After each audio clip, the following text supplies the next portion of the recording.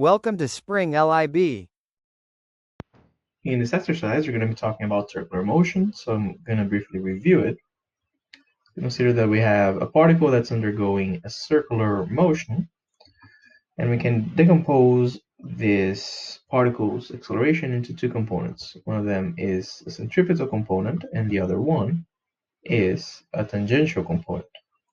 The centripetal component points towards the center of the trajectory and is equal to v squared divided by r in magnitude. V is the speed and r is the radius of the trajectory. And it accounts for the change in velocity of the particle. The tangential component is equal to the variation in speed of the particle and is equal to dv dt.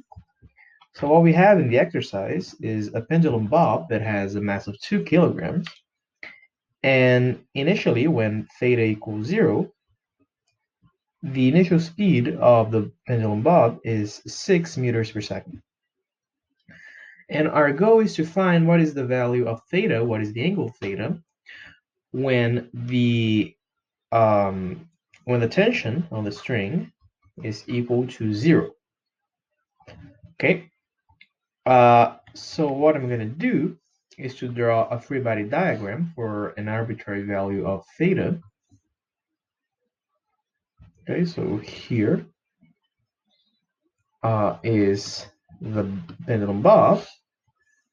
We have the tension that's pointing in the same direction as the string. We also have the gravitational force. These are the two forces that act on the pendulum bob. Notice that this angle here is theta. And what I'm going to do is to decompose the forces into two components. One of them is centripetal, and the other one is tangential. The centripetal direction I'm going to call r, while the tangential direction I'm going to call theta. So now notice that in order to decompose the gravitational force into r and theta, so what I'm going to do is to use that this angle here is theta as well.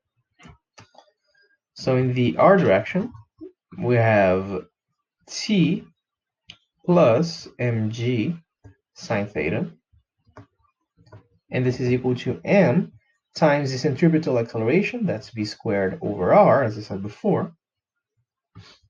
And in the theta direction, we have just mg cosine theta, and this is equal to m times the tangential acceleration. Okay, our goal is to find what is the value of theta when t is equal to 0. So I'm going to use the first equation and set t equals to 0. So mg sine theta is equal to mv squared over r. So sine of theta is v squared divided by rg, which means that theta is the arc sine of v squared divided by rg. Okay. But notice that we don't know what is the value of v squared when t is equal to 0. So that's something that we have to find. So in order to do that, what I'm going to do is to use the second equation for theta here.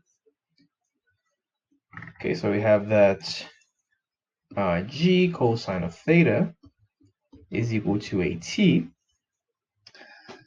Remember that at is dv dt, so I'm going to multiply both sides by v. So I have v g cosine of theta is v dv dt.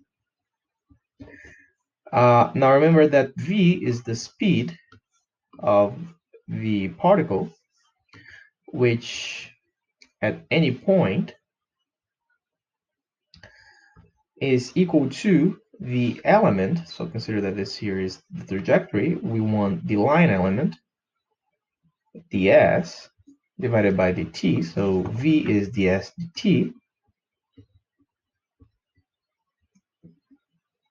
G cosine of theta And this is v dv dt, so the dt's cancel out.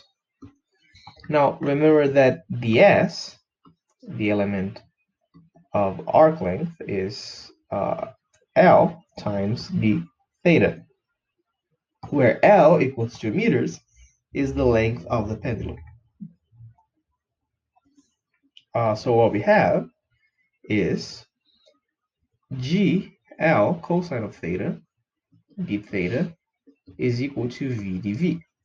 And now I have to integrate it from theta equals 0 to the final angle theta. And actually, I'm sorry, there's something wrong here.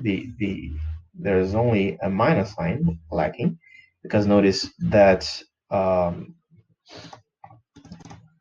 as the pendulum bob starts to go up, the acceleration is negative because gravity's acceleration is pointing downwards.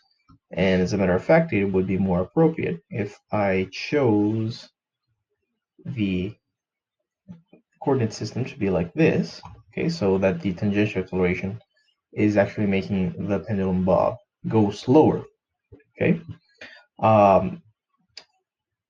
The other way wasn't particularly wrong, but it would make calculations a little more difficult because we would have to take a lot of things into account. Here, I'm just taking AT to mean that the acceleration is pointing downwards.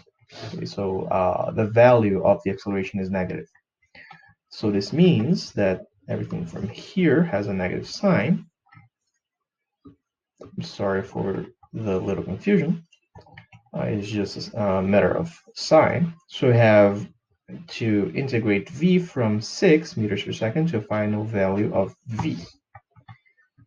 Now remember that the integral of cosine is sine, so we have minus GL sine of theta from 0 to theta, which is just sine of theta, and this is equal to v squared divided by 2 minus 6 squared divided by 2. Okay, so v squared is equal to 36 minus 9.8 meters per second squared times 2 sine of theta. So v squared is 36 minus 39.2 sine of theta. And this is the value of v. Now we can go back to the equation that we had before, this one here, and substitute it here. So we have sine of theta, and actually we have g times r sine of theta is equal to v squared. So we have rg, that's 2 meters, sine of 9.8 sine of theta is 36 minus 39.2 sine of theta.